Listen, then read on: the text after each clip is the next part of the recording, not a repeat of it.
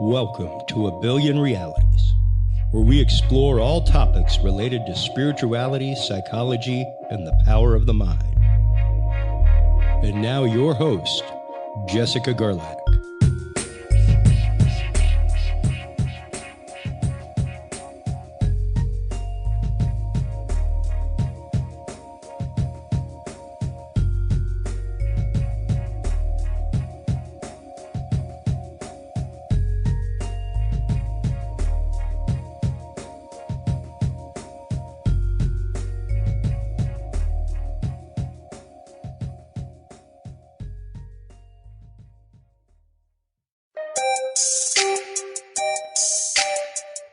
Have you considered starting a podcast? Looking for a way to make your business a voice of authority in an industry? Then Podcast Cadet is the solution for you. Whether starting a podcast for yourself, your brand, business, school, church, or just plain fun, Podcast Cadet is here to help you navigate the waters of the podcast industry. Specializing in one-on-one consultation and training with industry professionals in fields ranging from podcast technology and editing to distribution, monetization, and even social media strategies. Podcast Cadet tailors their services to the specific needs of you and your podcast. Do you already have a podcast and trying to find ways to engage and grow your audience? Sign up for your Podcast Cadet audit today and let us help you explore new and exciting ways to leverage your content and elevate your podcast brand to whole new levels. From consultational workshops to affordable podcast production and maintenance packages, Podcast Cadet is your one-stop shop for everything podcast related on the internet. Visit podcastcadet.com today to sign up for your consultation or training and use code REALITY20 to save 20% off your entire purchase. That website again is podcastcadet.com. Welcome back, and thank you for tuning in to A Billion Realities. Today on the show, we are speaking to entrepreneur, business mogul, author, and owner of Worldwide Executive Roundtable, Kerin. Welcome to the show, Tim. How are you doing, Jessica? I'm great. It's nice to finally be able to connect with you on the podcast. Yes, and Happy New Year to you. Happy New Year to you too. Thank you so much. And where are you joining us from today so that our listeners know? Currently, I'm in Washington, D.C., but I live in Florida. I'm up here on business. Wonderful. And so where are you originally from? I'm originally I was born in Ohio, and then majority of my life and growing up in my business career was based in Washington, D.C. That's why I'm up here currently, because we still have business here. But 2 years ago, I moved to Florida for sunshine and relaxation. Amazing. Smart choice. I lived in Florida for about a year as a kid, and it was amazing. My parents are probably going to move down there to retire. Yes, I got tired of shoveling the snow and dealing with the cold. You know, when you get old, you just want to be in better climate weather, and it's happy. It's fun. Blue sunshine, blue skies, sunshine, and palm trees. That's the best part of life right now. Amazing. I have family there too, and they're loving it. Absolutely. The snow, shoveling the snow is their biggest issue as well. Yep. So you're the founder of one of the most interesting business concepts I've ever heard about. It's called Core Executive Roundtable. What sparked that brilliant idea? Well, been a business owner, and for many years, owning multiple businesses, and I looked at a concept of taking networking, taking your business challenges that you face on a regular basis, and building relationships. And I just decided that having executives are alone. People, they need to make decisions, but sometimes they make the decisions the wrong way because they don't have anybody to bounce ideas off of. So I just thought of an opportunity. I'm very passionate about networking. I love building relationships, and I like solving business challenges. Either one, because I've learned a lot through mistakes and challenges that we've made, and two, to help people prevent them from making the same mistakes I did. So that was the base concept of why we created the Executive Roundtable.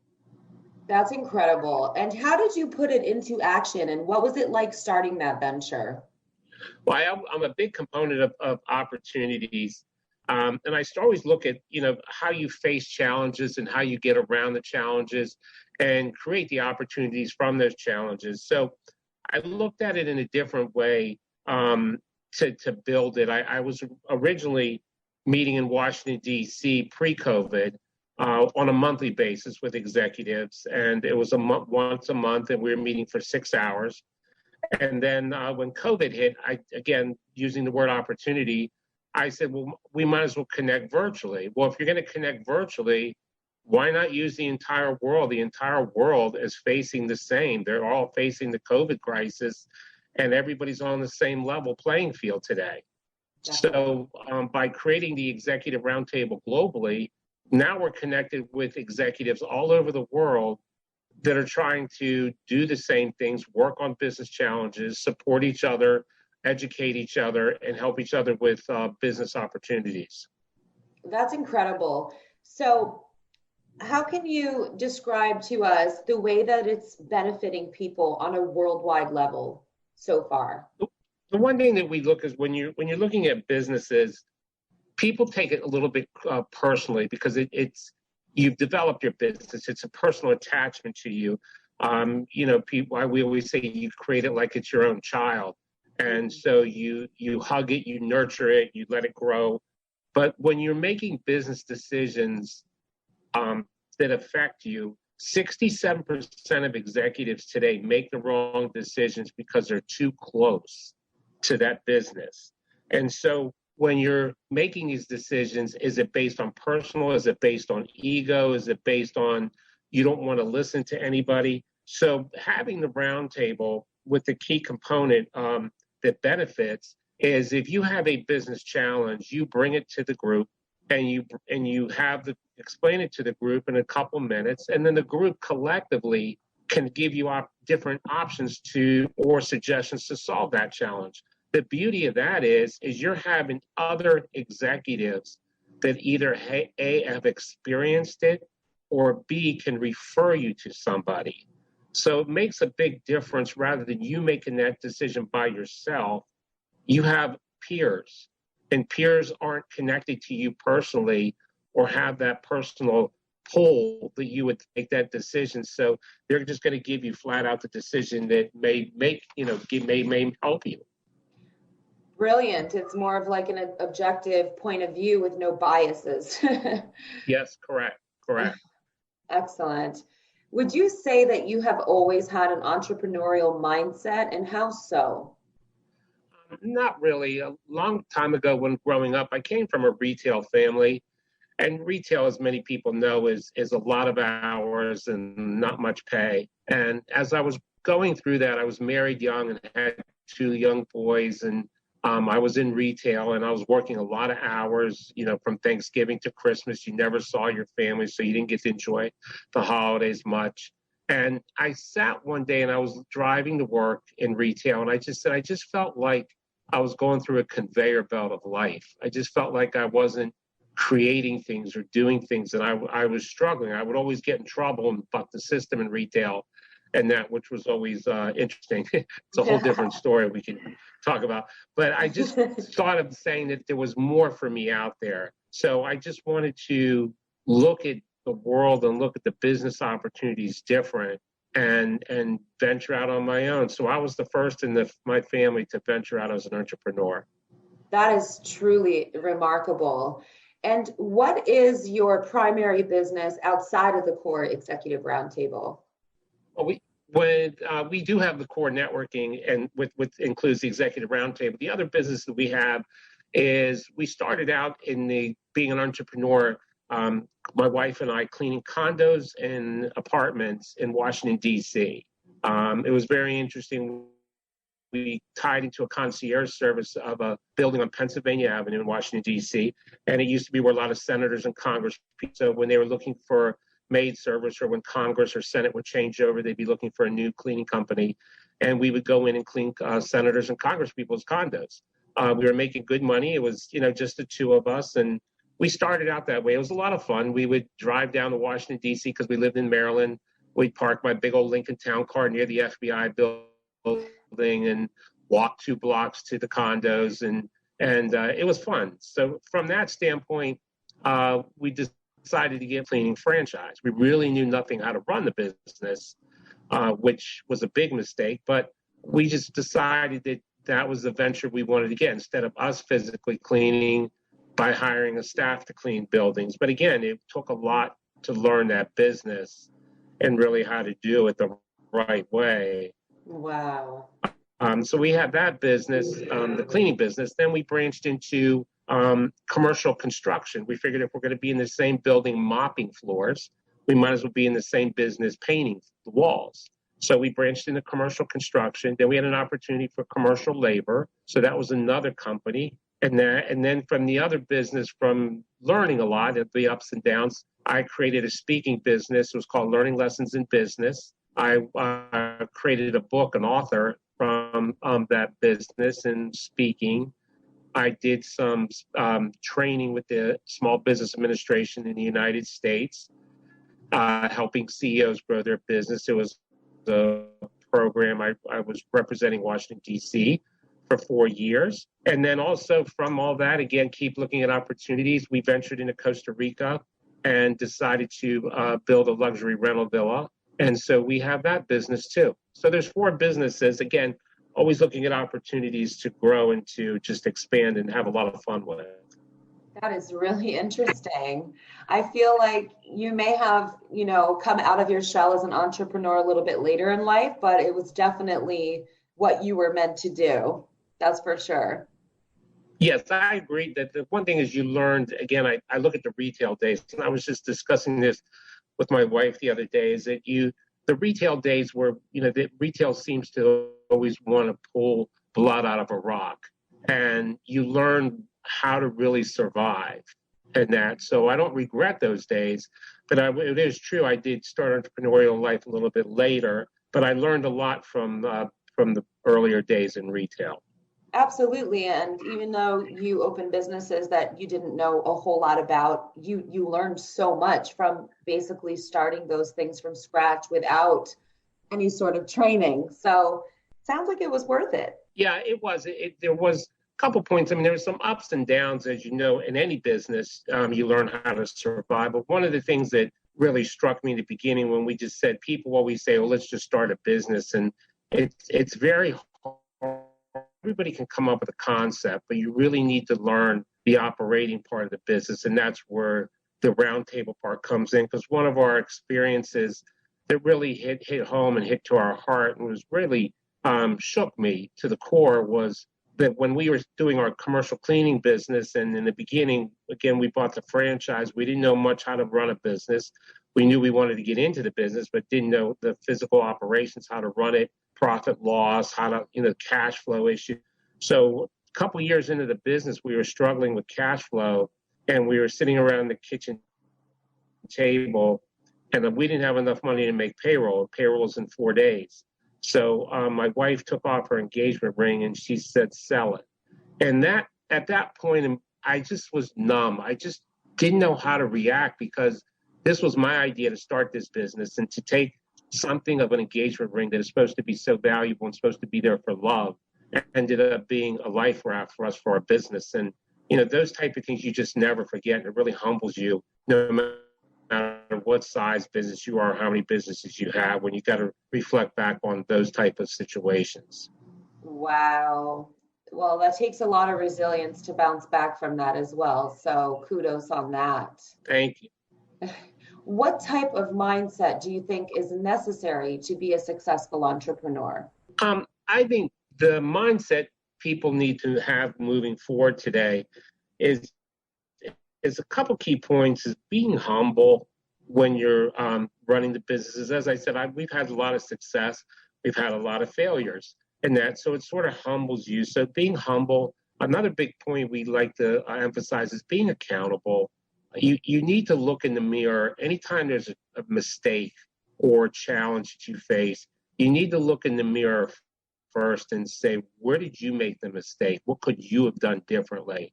A lot of people automatically point fingers, and that's not the right way to do it. You're never going to learn. You're never going to grow. And always seek opportunities. I think if you look at life in general, life is not fair. There's always ups and downs in anything you do. So if you keep looking at opportunities, you keep moving forward, and that way that helps you with your decisions. It keeps you a little bit more grounded, but always challenge yourself and look for opportunities, I would say, is some of the mindsets that people should think about. Excellent answers. I love the accountability, that part that you delved into a little bit there, especially because when you have people who are not blaming everybody else and they say, hey, you know what, I messed up, then the other person is more likely to say, well, hey, I did this, I could have done that better. And then you have everybody kind of on the same wavelength. But as soon as one person, points a finger, people get defensive. And like you said, they can't grow. Obviously on the show, I have a lot of psychology-based conversations. And, for example, in narcissism, narcissists don't like to take accountability, and that's why they never grow. They typically stay the same for like 20, 30, 40 years, So that was interesting. Yes, I agree with you. And a lot of people say, oh, you're very lucky you have these businesses. And it's not luck. It's taking those basic principles of being humble, being accountable, and, that's just basic. Those are basic things, how you come to build successful businesses. And that, so people need to just keep that in their mindset. It's never easy, but we always say, look in the mirror and figure out how you can correct it. Amazing. It also comes down to integrity too. So I love that. So I want to talk a little bit about Costa Rica because it's just gorgeous. So you branched out into real estate on a global level. What led you to take that step? Well, first you got to come visit. Okay, you got to promise me that. Definitely. Good. I always thought about venturing outside the country. I said to myself, think about opportunities and think about the past. I said, everybody grows up and say you just go through the conveyor belt, get a job, retire, and that. But many people don't say, why can't you retire out of the United States where I currently live? And that why not retire in another different part of the world and see what the world's like, especially on a slower pace? And that, so I always thought about that as an opportunity. And when I was struggling with business and that, I would lay in bed at night and I would always try to find a place to hide because you just couldn't sleep. You just had so much on your mind. Mm-hmm. And so one of the things I always thought of as a place that my wife and I could hide somewhere in a mountain in the rocks and it was just a weird type dream. And several years ago, about 5 years ago, I went around and saw these homes being built on the edge of a mountain overlooking the Pacific Ocean. And I started to say to myself, this was my dream. And so this is where I can go hide. So this was one of the reasons why we just created this opportunity, again, looking at it. And we bought a home that was 1/4 finished. We named it Dare to Dream for that same reason. And it became an investment property, and it's been renting really well the last 4 years, up until COVID, but we'll get around that. We'll get back on track. It's breathtakingly gorgeous. I saw the pictures. Thank you.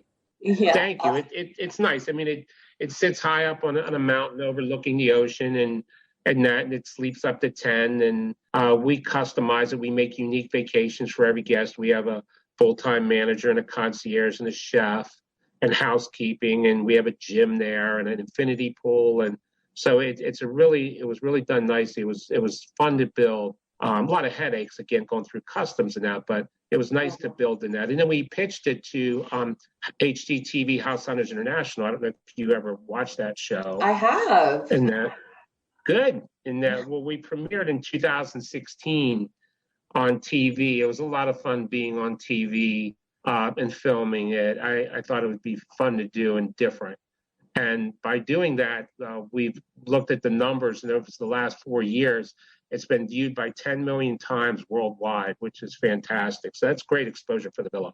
Absolutely. That's so amazing. I didn't know about that. So, what type of guests do you get? Is it typically families or groups of friends? Because I know when I lived in Toronto, we used to travel with our friends. We'd meet them across the world in Croatia when we lived in Canada, and like a whole bunch of us would rent a villa and stay for, a week or two.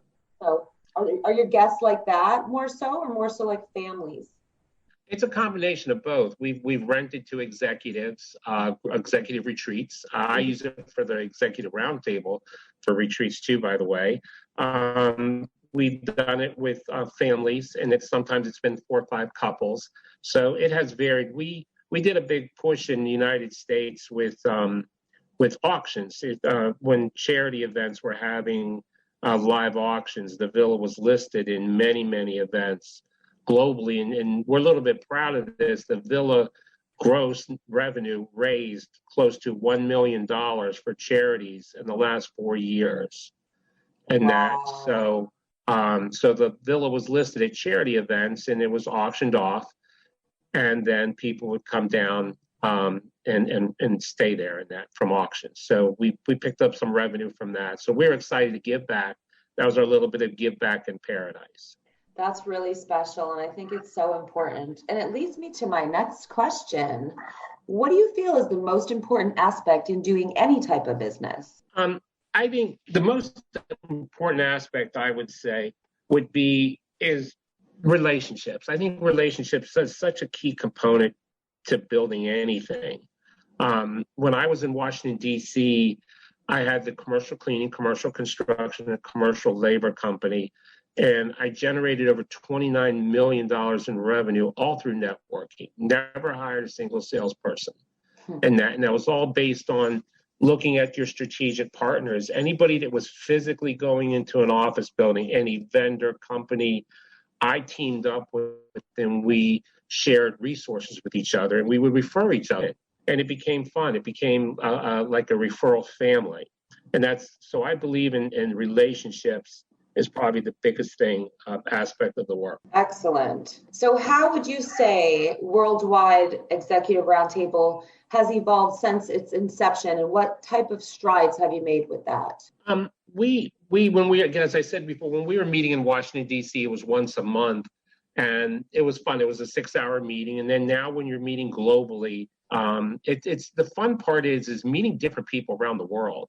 I think, and I look at, again, this is one of the things where you look at accountability. I say when you look in the mirror, back in 2019, I think many people would say they were just had blinders on. They were just so focused on what was right in front of them, in front of their own little town or state or business or employees or building. They didn't take the blinders off and look at the entire world.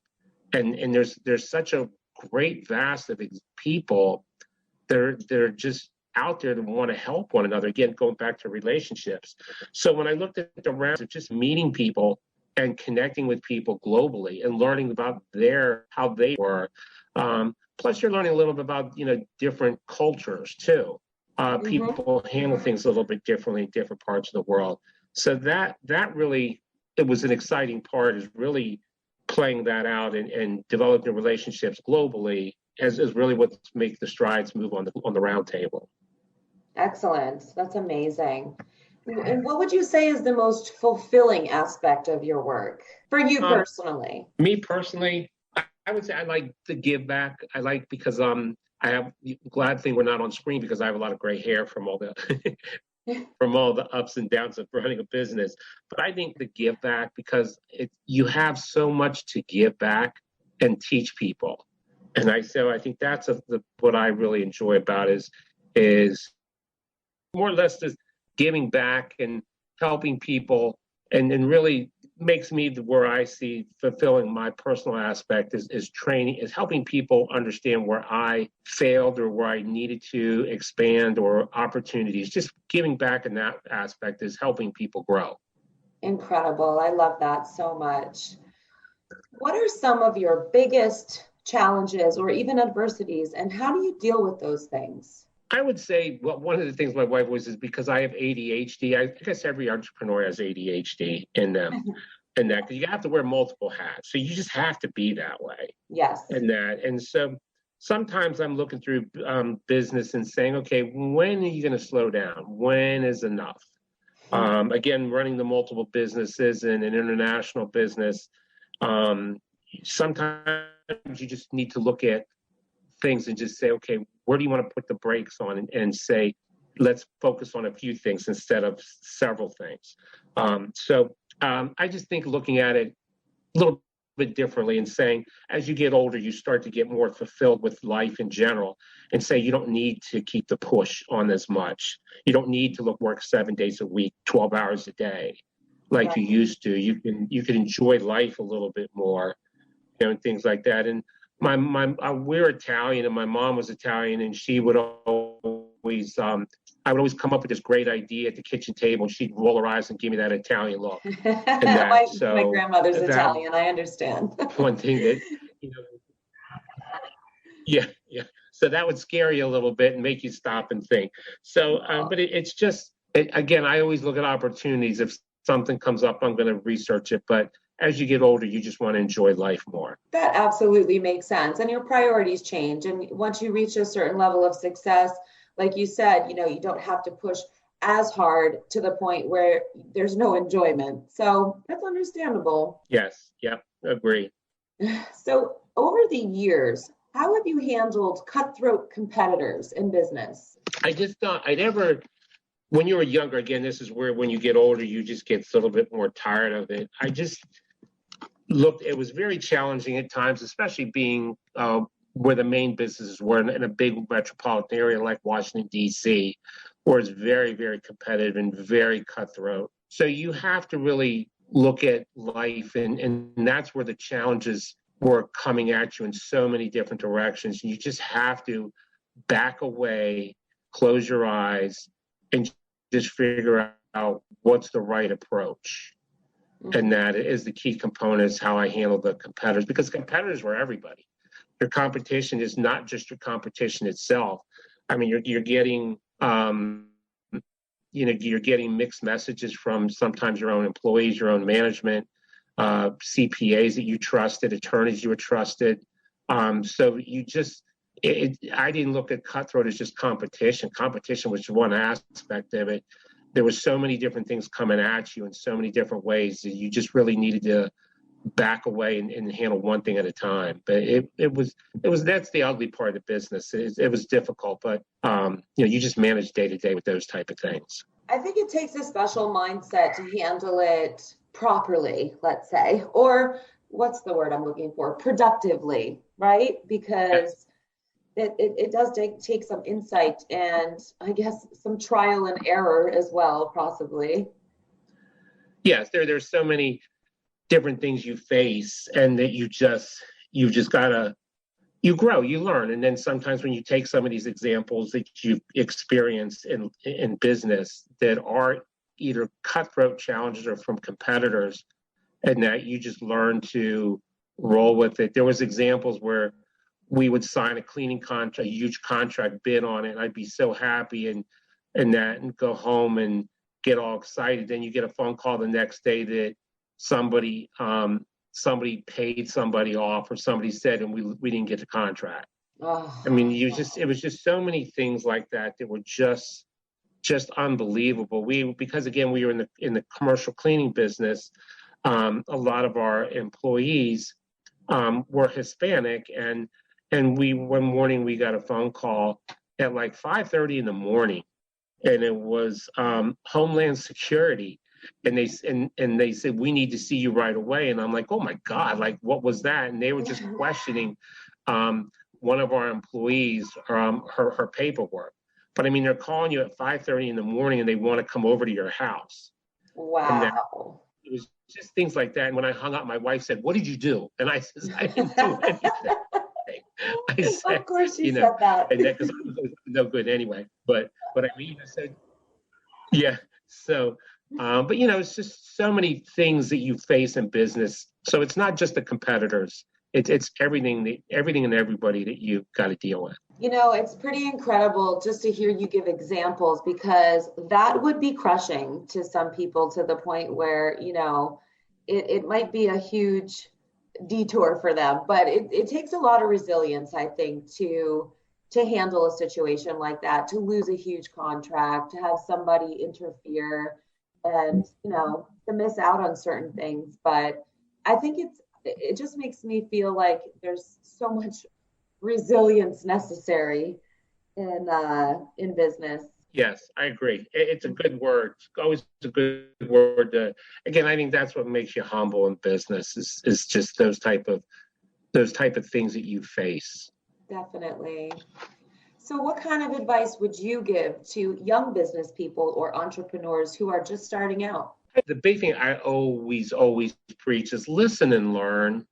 People think they know it all out there for people to start business, especially today, especially with the worldwide internet. When I started business, I had to go to the local library to look up a little bit prehistoric. So if you look at today, there's global opportunities, but listen and learn. Don't think you know it all. And that is in that. So listen and learn and continue to drive. Never give up.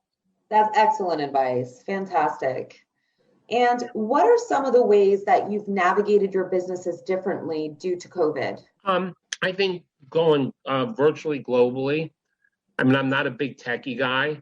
So when I started to work on Zoom, my palms were sweating a lot. You try to get on and you try to get on early to make sure you're set up right. And one morning I didn't have internet and I'm panicking and I'm hosting a meeting. And, so you run through the techie challenges, to deal with COVID. But it's a different world. And if you look at time, it's a cost savings almost, really, if you think about it. I think it's going to change the way people do business. I mean, sure, the human contact is so vital important. As I said, I'm a big component of relationships, but relationships could be built in so many different ways, not just face to face. And so I think the virtual world is going to impact the business, and people need to adjust. They need to adjust to be successful. I agree with you. Actually, I kind of used it to my advantage as well. It was also the same for me. Like you said, with the techie stuff, I was like, oh man, like Zoom meetings and recording, equipment. I was just like, this is all new to me. But when I started the podcast a year ago, I learned a lot.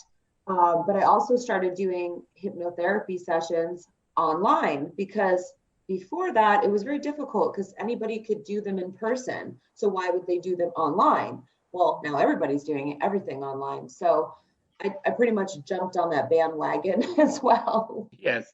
Yeah. And it's right. I mean, look, we would have never met each other if it wasn't for COVID, and we connected, virtually and that. And so I think that there's a lot to say for it. I think there's a lot of opportunities, but you just have to plow through it and not look at it as a barrier. It's just the way of life today. It truly is. And I have to say, I had such a great time on the first meeting with you guys, the roundtable on Zoom. I met so many wonderful business people. They were so kind, so helpful, so friendly, and also very professional. So it was really a pleasure. And I hope to join you guys on Thursday. Yeah, I'd love to have you come. Amazing. So before we wrap up, I just have maybe a couple more questions. What's some of the best advice that you've ever been given? Best advice, I would say, is never give up. My dad and my mom both taught me that. I think that like I said, there's so many challenges in life in general. Never give up. And my other thing is to be different. I remember years ago when I was in school, in high school, in that I had a problem. They didn't have a definition for it. They just labeled you remedial and that. And so I was always behind. I was always taking the slower level classes, and I was embarrassed. And that embarrassed because I wasn't, I was different. And I use this to teach young people is that as you grow up in the business world, you want to be different. And that, so a lot of things that I learned in my past that were just a handicap to me at that point made me stronger. So I didn't give up in that. And I learned that how different was a key component and a key component to our success in business.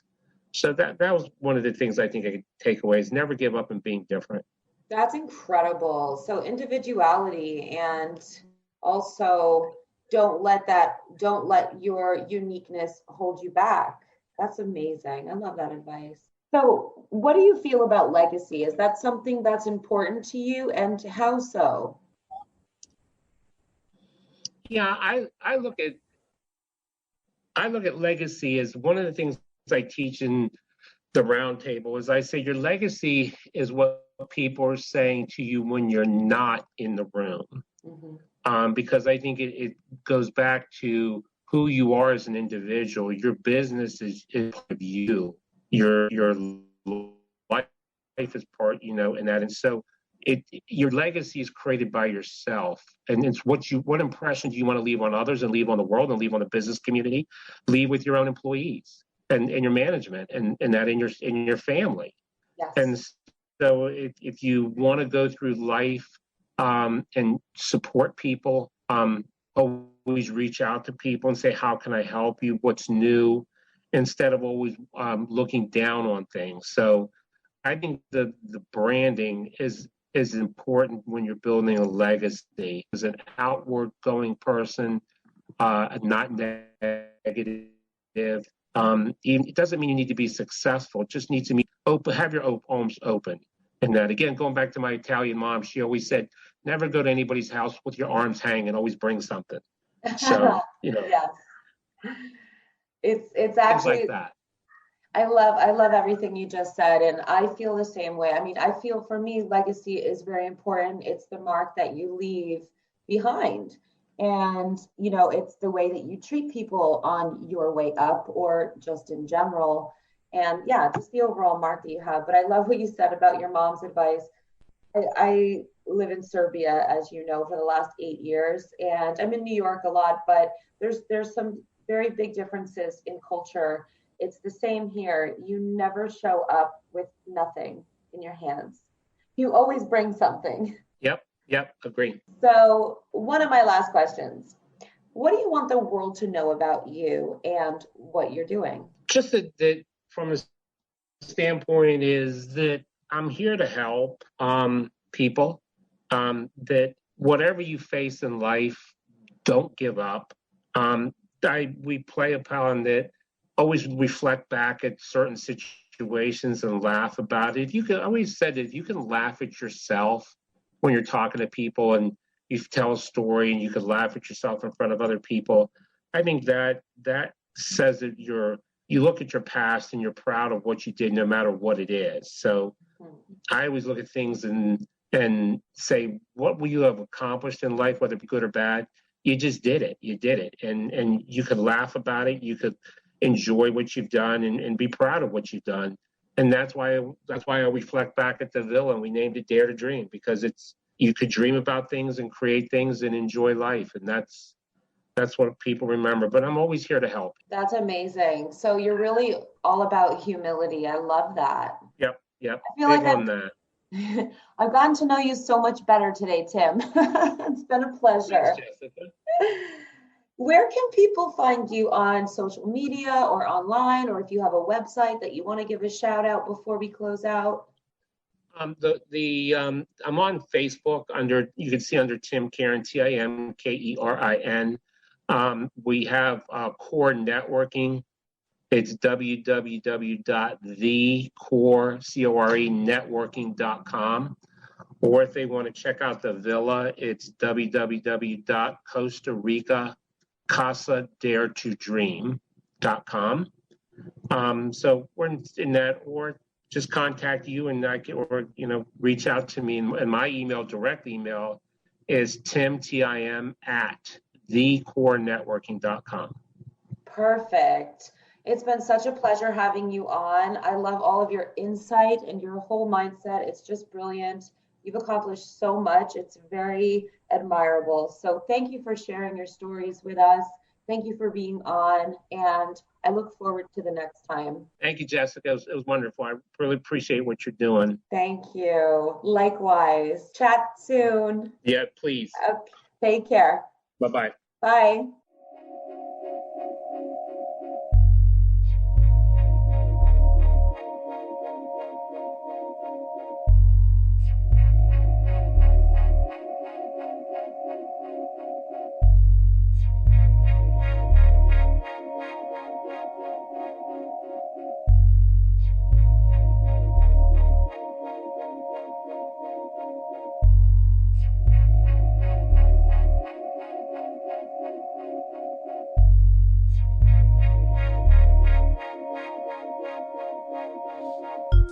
Thank you for listening to this episode of A Billion Realities with your host, Jessica Gerlach. Visit us online at abillionrealities.com and follow us on social media at A Billion Realities. A Billion Realities is available on Spreaker, iHeartRadio, iTunes, Spotify, Alexa, Reach.tv, or your favorite podcast service. A Billion Realities is a proud member of the HC Universal Network family of podcasts. For more great episodes and content, visit hcuniversalnetwork.com today. Thanks for tuning in, everyone. And until next time, remember, we are all but one of a billion realities.